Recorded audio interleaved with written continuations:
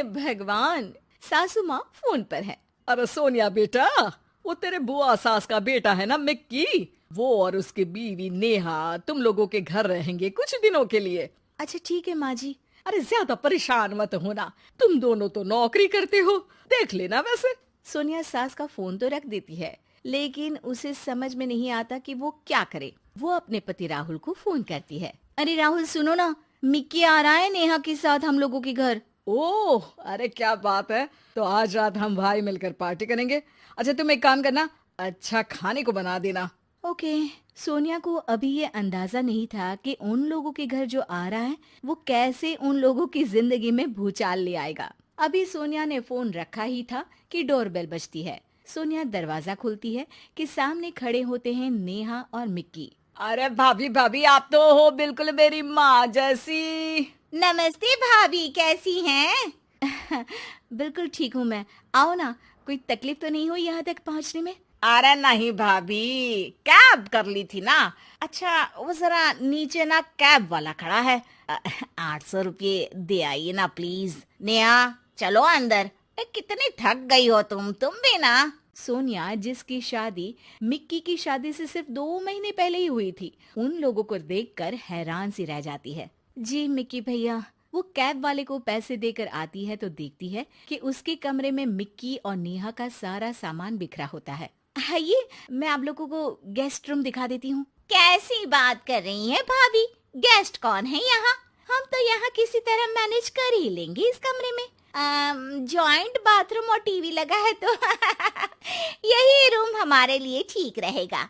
अब हाँ नेहा, लेकिन ये हम लोगों का मास्टर बेडरूम है। अरे भाभी कोई बात नहीं, यहाँ का गद्दा भी ना कंफर्टेबल है, एसी भी ठीक ही लग रहा है। देखिए ना, हम इसी रूम में रह लेंगे, आप फिक्र ना करो भाभी। सोनिया बेचारी कहती भी तो क्या, वो किचन में खाने की तैयारी के लिए चली जाती है।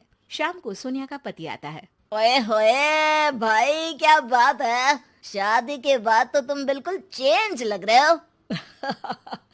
मिक्की क्या बात है भाई, तेरे तो मजे है। कब तक है तू हमारे साथ?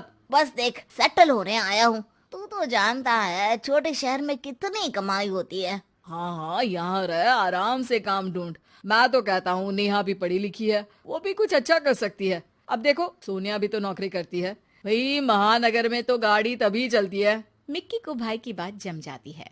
अगली सुबह। अरे ये मिक्की और नेहा कहाँ गए? कार लेकर गए हैं तुम्हारी, बोल रहे थे शाम तक लौटेंगे। हे भगवान, ये क्या मजाक है यार, कल बता देना चाहिए था उसको कि कार ले जानी है। मैं ऑफिस समय से पहले निकलता, अब ऑफिस कैसे जाऊंगा? मैं नहीं जानती, दिन का खाना ना बाहर खा लेना। मैंने ऑफिस में आज की लीव डाल दी है। सुबह से उन लोगों के लिए नाश्ता और खाना बना रही थी, अब हिम्मत नहीं कर रही है। शाम को दोनों घर आते हैं। सोनिया और उसके पति के कमरे में जाकर जोर जोर से टीवी लगा लेते हैं। वो आज ना एक सीरियल बहुत अच्छा आने वाला है, मैं कब से उसका इंतजार कर रही हूँ।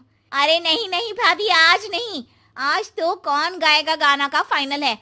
आज तो मैं ही टीवी देखूंगी। सोनिया गेस्ट रूम में आ जाती है। हे भगवान, कब तक ये दिन देखना है, अपने ही घर में बेगाने जैसे रह रहे हैं।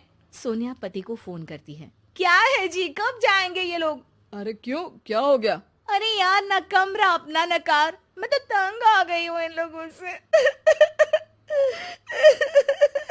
कोई बात नहीं, मैं बुआ से बात कर लेता हूँ कि इन लोगों को किराए में कहीं कोई अच्छी जगह दिला दे। अरे डोंट वरी डार्लिंग। रहने दो, अच्छा नहीं लगेगा, कुछ दिन बाद बात कर लेना। सोनिया पति से बात करके सो जाती है, लेकिन शाम को जब वो किचन में जाती है तो किचन की हालत देखकर दंग रह जाती है। इतनी गंदी फैली रसोई किसने की? मेरे तो बस का ही नहीं इसे साफ करना। लेकिन यहाँ आया कौन था?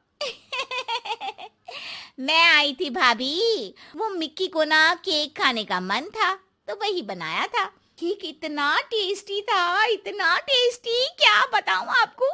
पूरा केक मिक्की खा गए, किसी के लिए नहीं छोड़ा। मुझे तो बस ना छोटा सा टुकड़ा मिला।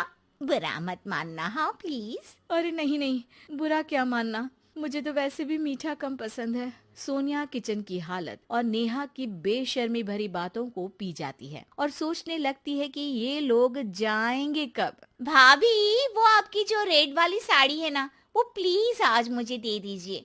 मैं और मिक्की शाम को मेरी चाची के घर जा रहे हैं तो देर रात तक आएंगे। तुम्हारी चाची यहीं रहती है? तो कुछ दिनों के लिए उनके घर स्टे कर लो ना, उनको भी अच्छा लगेगा, वरना कहीं बुरा ना मान जाए। अरे नहीं नहीं भाभी, मैं ना वहाँ कंफर्टेबल नहीं हूँ। हाँ हाँ, मेरे रिश्तेदारों के साथ आप क्यों कंफर्टेबल फील करेंगे?